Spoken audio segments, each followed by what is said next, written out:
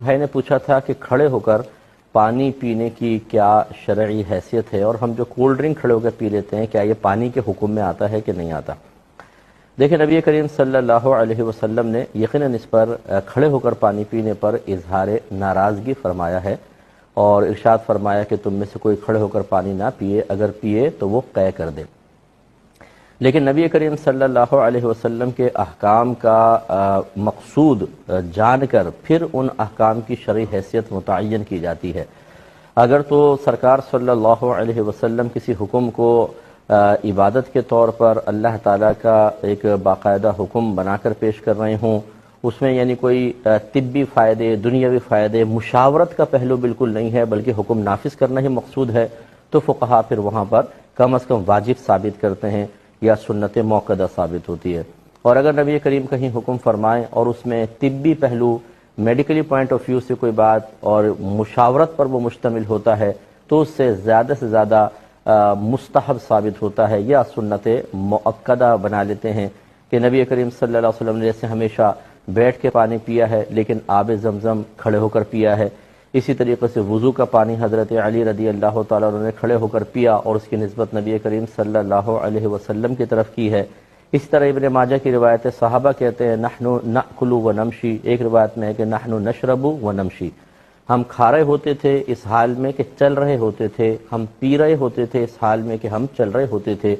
تو جب نبی کریم کا حکم آئے، وہ بھی اس میں طبی مشورہ نظر آئے اور صحابہ کا عمل اس کے بظاہر کسی جگہ مخالف نظر آئے، تو اس کا مطلب ہے صحابہ کرام چونکہ مزاج رسول کو زیادہ جانتے ہیں، تو مشورہ رسول قبول کرنا یہ فرض یا واجب نہیں ہوتا، قبول کریں بہت اچھی بات ہے، نہ کریں تو کوئی حرج بھی نہیں۔ اب چونکہ اس میں حدیث میں تلقین تھوڑی سی سخت آئی ہے، تو ان تمام دلائل کو ملا کر نتیجہ یہ نکالا علماء نے کہ کھڑے ہو کر پانی پینا مکروہ تنزیہی ہے، یعنی نبی کریم صلی اللہ علیہ وسلم نے پسند تو نہیں فرمایا، لیکن اگر کوئی کھڑے ہو کر پیے گا تو گناہ گار نہیں ہوگا، یہ خیال رکھیں۔ لیکن یہ کوئی میں حکم کو ہلکا کرنے کے لیے نہیں بیان کر رہا ہوں، صرف حکم شرع کا بیان مقصود ہے۔ میرے آقا صلی اللہ علیہ وسلم کی پسند پر ہماری لاکھوں پسند قربان، بس اسی پر آپ مطلب کولڈ ڈرنکس وغیرہ بھی لے لیں، مشروبات بیٹھ کے ہی پینے چاہیے، لیکن اگر کوئی کھڑے ہو کر پی رہا ہے تو وہ گناہ گار نہیں ہے، زیادہ سے زیادہ مکروہ تنزیہی ہے۔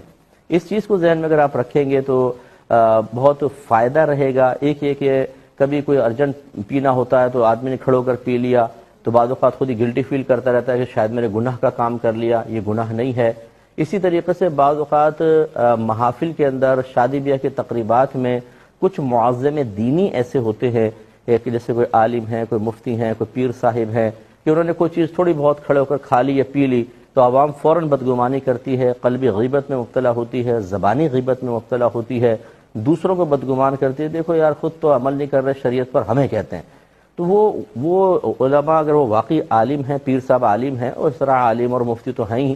تو ان کے اوپر اس طرح طنز کرنے سے انسان اپنی آخرت کی بربادی کا سامان کرتا ہے۔ وہ شرعی حکم جانتے ہیں کہ ہمارے لیے زیادہ سے زیادہ مکروہ تنزیہی تھا، وہ گناہ گار نہیں ہوئے، لیکن آپ ڈیڑھ ہوشیار بن کر اور زیادہ اپنے آپ کو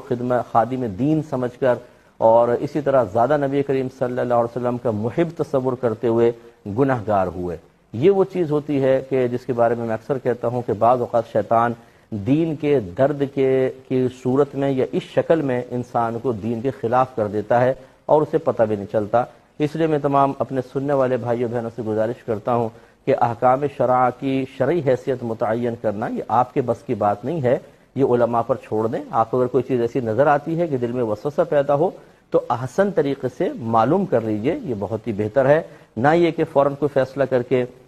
بدگمانیاں کر کے، غیبت کر کے اپنی آخرت کی بربادی کا سامان کریں۔